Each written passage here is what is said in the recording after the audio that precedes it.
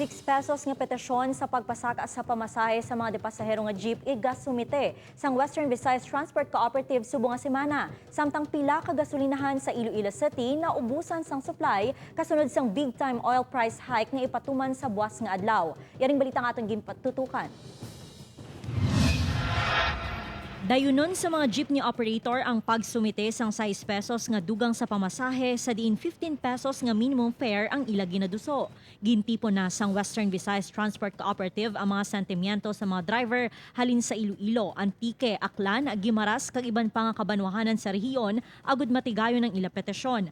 Nagapanawagan ng WVTC sa iban nga lideres sang transport group nga maghugpong sa ila kausa agud maaprubahan sang Department of Transportation kag LTFRB ang ila hinyo nga dugang nga pamasahe, ilabi na nga wala untat ang saka sa presyo sang gatong. Makuhaan natin sila sa sideman nila at na mapulot, nagpadala man din sa attention sa ilang simpatiya, ay postor ginaton yung petisyon. Ang petisyon nato na Zen, base matapos sa mo ni Greta na lagi ang Friday guro, ay konsultahan ko pa yung ang mga transport leader man, transport cooperative, no?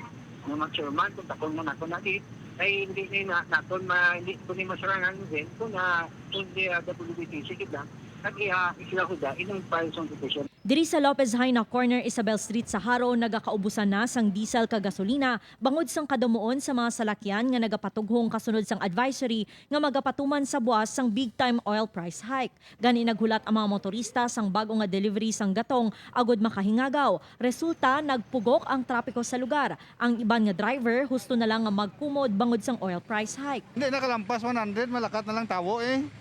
Basta sa lakyan, taguon nila, hindi namang tugong, kaya namang gatong. Ang iban naghalin na lang sa kadugayon sang ilahulat samtang ang iban pasensyoso nga nagbantay. Di kay why naman si krudo mo. Why sila krudo, nagbakal na ko gas.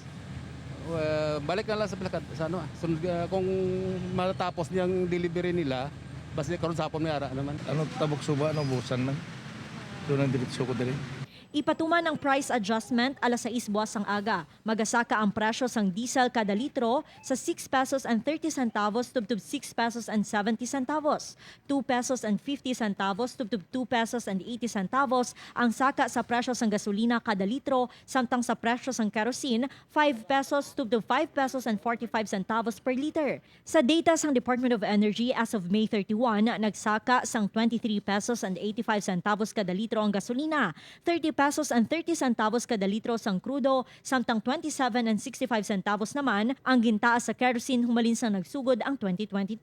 Upod Cromel Porquia, Zen Kilantang, One Western Visayas.